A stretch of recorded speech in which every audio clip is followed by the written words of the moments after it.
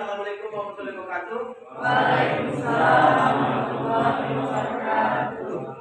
Terima kasih kepada seluruh mahasiswa SDIA Sarjana Negara Palembang. Pada kesempatan ini, saya Daniel, Sarjana Ekonomi Master Komputer, akan memberikan mata kuliah aplikasi komputer. Ya. Nah, gimana? Ya, aplikasi komputer ini nanti saya akan berikan selama 16 kali pertemuan sesuai dengan FPS mata kuliah yang akan disampaikan. Ya. Nah, sebelum saya menjelaskan apa itu aplikasi komputer, saya jelaskan dulu komputer. Apa itu komputer? Ya, kalau seandainya selama ini kita lihat komputer adalah ya fisik. Ini ada monitor, ya. Ini ada CPU, ini monitor, ini CPU, di sini ada keyboard, mungkin di sini ada mouse, di sini ada printer.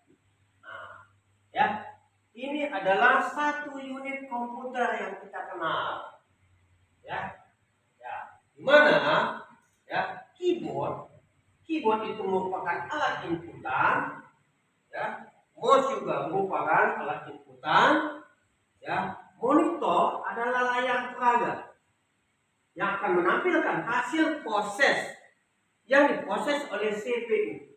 Apa itu CPU? Central Processing Unit, tempat memproses data yang diolah di input dari keyboard ditampilkan dalam monitor yang nantinya bisa kita cetak, ya, berupa output. Outputnya yang pertama adalah di monitor. Kalau seandainya kita mau hasilkan, kita lewat printer, media printer. Ya, itu. Nah, sekarang apa itu komputer? Komputer adalah suatu alat elektronik yang mampu mengolah data menjadi informasi yang digunakan bagi si pemakai. Nah, sekarang apa? Data yang diolah oleh komputer ini. Data. Oke, data. Apa itu data? Ya, data itu merupakan inputan. Ingat, inputan, ya, yang diinput, diproses, ya, berbentuk lambang, simbol, fenomena atau apa saja yang diolah, itu nantinya diproses menjadi informasi. Nah, sekarang kita ambil contoh, ya, kita ambil contoh. Begini, ada pengumuman yang pemberitahuan besok di Palembang akan hujan deras. Padahal besok belum terjadi, betul kan? Tuh, kenapa? Sudah tahu bahwa besok akan hujan ekstrim, bahkan mungkin kemungkinan banjir besar. Tuh, kenapa besok terjadinya? Dari mana BMKG tahu? Dia melihat data. Data curah hujan sudah semakin kemungkinan juga akan tinggi, ya. Kelembapan udara sudah tinggi dan sebagainya, ya. Mungkin besok terjadi hujan. Nah, itu adalah semuanya adalah data, ya, data. Nah, jadi data itu adalah inputan, ya, yang diproses, bisa berupa lambang, simbol, fenomena atau apa saja, gitu, ya, data. Nah, sekarang kita jelaskan informasi dari data yang saya contohkan tadi, ya, dari ada data BMKG, ada kelembapan udara, kemungkinan curah hujan yang tinggi, ya. Jadi diolah menjadi informasi. Artinya apa? Orang tahu dari data yang diolah itu menghasilkan informasi. Oh, besok akan hujan, dia akan hujan kuat, ekstrem dan sebagainya.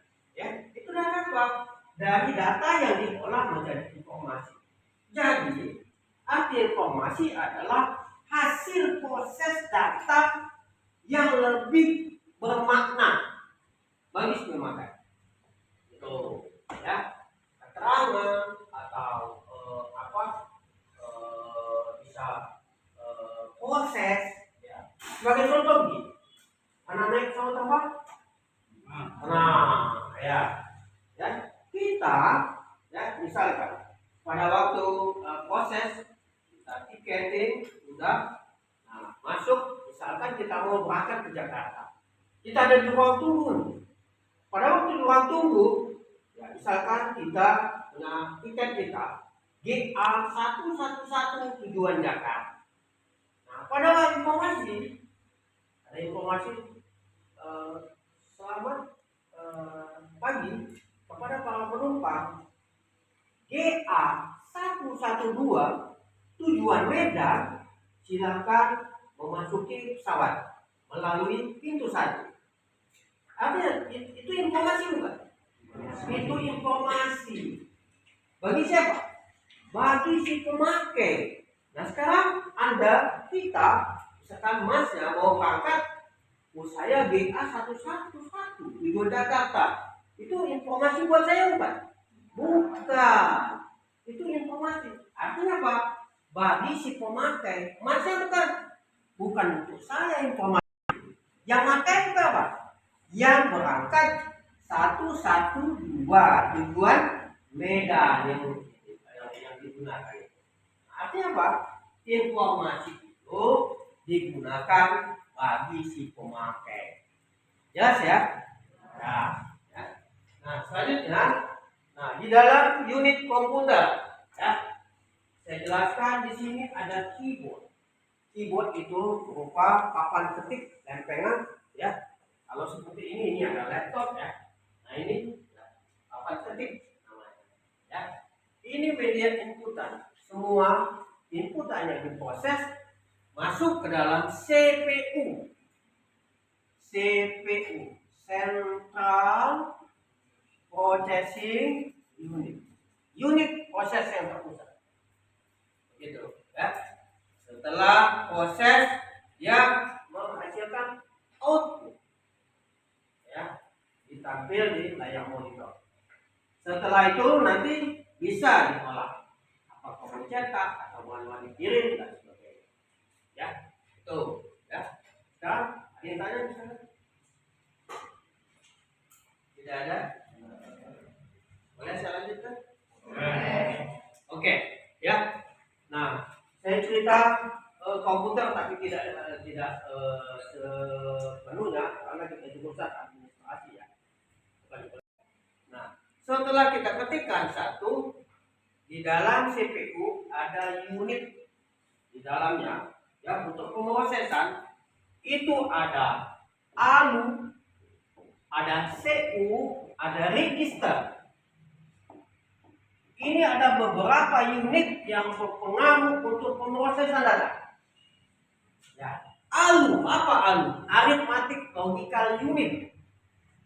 CU apa? CU Control Unit. Register itu adalah unit untuk penyimpanan. Sekarang kita bahas masalah Arithmetic Logical Unit. Unit ini adalah yang bertanggung jawab untuk proses perhitungan. Pada saat kita ketikkan 1 tambah 1 muncul 2. Siapa yang punya tugas untuk meriksa ini? Ini adalah unit ini. Arithmetic Logical Unit. Apakah dia benar? Dikontrol oleh CU. Oh, sudah benar. Sudah benar, apakah dia disimpan? Disimpan dalam register memori. Gitu ya. Oke, saya sebut memori, saya singgung. Ya. Nah, saya jelaskan memori. Jadi ada 3 unit ini. Ya. Kalau lebih jauh ya, bahasa ya dalam unit komputer itu bahasa mesin namanya.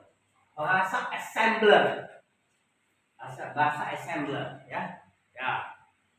Lebih jauh nanti kalau seandainya saya jelaskan itu khusus untuk jurusan komputer jurusan komputer ini jurusan administrasi. Oke, makanya saya jelaskan tidak begitu dalam, ya, tidak begitu dalam, ya. Nanti saya bercerita terlalu jauh, malah bingung, ya. Oke, ya. Oke. Ini mana? Cukup. Oke, saya lanjutkan. Boleh saya lanjutkan? Ya, tadi saya bicara masalah memori. Ya, media penyimpanan. Ya, pada waktu ya, saya cerita dikit,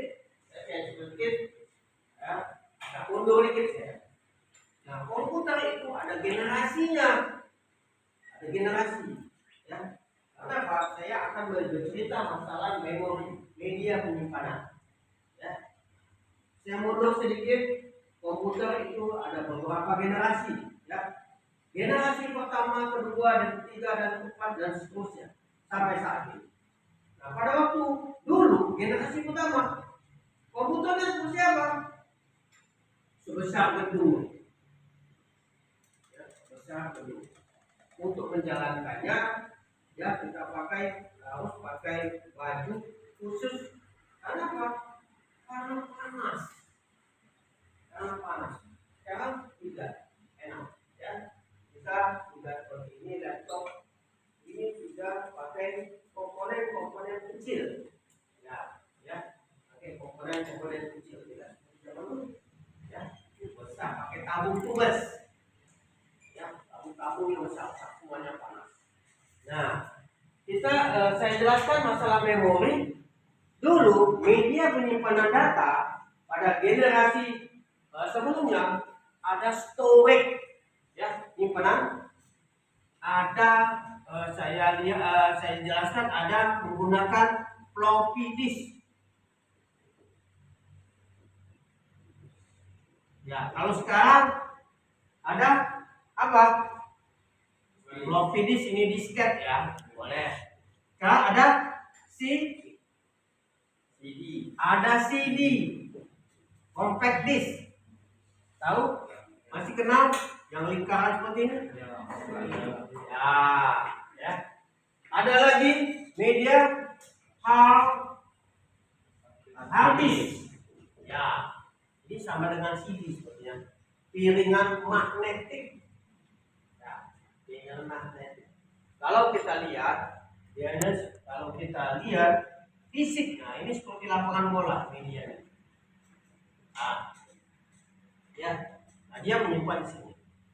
Kalau media penyimpanan ini, ya, kita gambarkan ya seperti ini, ya, di area. Ya. Nah, saat ini kita pakai apa? Flash disk, FD, ya, tentu saja lagi, ya, itu media penyimpanan data. Nah, di dalam komputer itu adalah penyimpan ini semuanya penyimpanan eksternal. Di luar, bisa dibawa, bisa digunakan di mana-mana. Nah, di dalam komputer itu memori ada yang disebut dengan RAM, ada yang disebut dengan ROM. ROM. Ya, RAM, random access memory. Random itu apa? Acak. Memori yang disimpan secara acak. Random access memory. Memori yang diakses secara acak. Kalau ROM apa? Read only memory. Memori yang hanya bisa dibaca. Sekarang kita lihat, ya. Mana Pak itu Pak? Alam dengan ROM itu. Kita melihat ROM, ya. Ya, kalau seandainya kita lihat lagi, misalkan kamu lihat sering menghidupkan atau menjalankan aplikasi Windows kan? Nah, pada waktu start up, ya, muncul di layar, ya, itu ada memori yang tidak bisa dihapus, yang tersimpan di dalam ROM. Ya, nah, itu secara sistem, ya, telah tersimpan. Pak, jadi ngapus pakai apa Pak? Ada alatnya, ya, ya bisa pakai sinar ultraviolet, ya itu menghapus ini tidak bisa dihapus. Ya. Sekarang ada alat khusus untuk bisa menghapus. Nah, selanjutnya memori, random access memory, memori yang bisa dibaca dan ditulis. Apa fisiknya? Ya. Nah, jadi kalau seandainya saya jelaskan tadi dari ALU, proses dikontrol dalam proses unit-unit register. Register ini dia disimpan, tapi sementara, masih sementara. Ini memori sementara. Kalau ROM ini memori permanen. Ini tidak bisa hilang, tidak bisa dia. Kalau ini misal contohnya, ya kalau kita ketik, tuh mati lampu. Umumnya datanya hilang. Karena apa? Memorinya masih mengambang, belum tersimpan. Ya, gitu. Ya. Nah, kalau seandainya di ROM, dia tidak bisa dihapus. Begitu. Ya. Ada yang tanya? Tidak? Tidak ada? Oke, sekilas memori. Saya sudah cerita. Ada lagi. Saya tambahkan lagi aplikasi. Nah, aplikasi ya. Aplikasi komputer. Nah, ini komputer sudah saya jelaskan baca lebar. Nah, sekarang aplikasi. Aplikasi itu adalah program yang dibuat yang digunakan untuk menjalankan program-program pembantu. Ya, itu program-program pembantu yang dibuat. Sekarang ini misalkan kita punya aplikasi MS Office. Microsoft Office. Aplikasi Microsoft Office. Di dalam Office ini ada Microsoft Word, bukan? Ada Microsoft Excel, ada Microsoft PowerPoint misalkan. Ada Microsoft Publisher dan sebagainya. Itu adalah program aplikasi. Nah sekarang saya tanya, bisa tidak bisa tidak Word itu dijalankan secara sendiri? Tidak bisa. Word bisa dijalankan sendiri? Tidak bisa. Excel tidak bisa. Itu program aplikasi. Nah, program aplikasi itu dijalankan oleh sistem. Ya, sistem pengendali yang menjalankan program tersebut adalah Windows.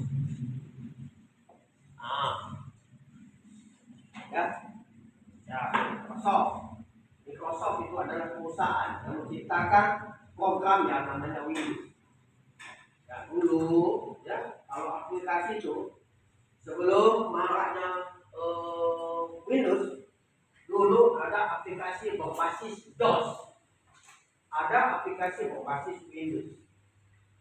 Bedanya apa Pak? Ada bedanya. Ya karena katakanlah program lama, ya, tapi program lama itu merupakan cikal bakal dari program yang dibuat sekarang. Ya, bisa kita ngomong sepatu aku nih mahal, langsung diciptakan, tidak. Ya, sepatu ini berbicara dulu, mungkin dari bakiak dulu ya, dari kayu dulu, baru dia dari kulit, mungkin dari kulit rusa, mungkin dari kulit onta dan sebagainya yang paling mahal. Ada? Nah, artinya apa? Sebelumnya sama dengan program. Dulu ada program yang berbasis DOS. Ya, seperti Lotus, WS, program-program terdahulu, Watroko, Visual Basic dan sebagainya. Ya, dulu program-program yang berbasis DOS. Nah sekarang dengan ada perkembangan teknologi pemrograman ada Windows. Ya, Windows generasinya juga ada 3.10, 3.11, Windows 98, Vista dan sebagainya. Sampai sekarang saat ini Windows terbaru versi berapa? Versi berapa? 12 kali ya. Ya. Versi ya. Berapa versi berapa? 11. Iya. Ya, ini yang 12 sudah ada. Nah, artinya apa? Dia selalu berkembang. Kita tidak bisa bicara oh versi aku baru 10. 10 itu karena ada sebelumnya, bukan? Nah, karena ada upgrade terus, ya. Makanya dia memperbarui sistem aplikasi yang ada. Itu, ya. Oke, ada yang tanyakan? Tidak ada? Oke, kalau tidak ada, saya rasa pertemuan hari ini saya cukupkan sampai sini ya. Oke, terima kasih atas waktunya. Mohon maaf. Assalamualaikum warahmatullahi wabarakatuh. Waalaikumsalam warahmatullahi wabarakatuh.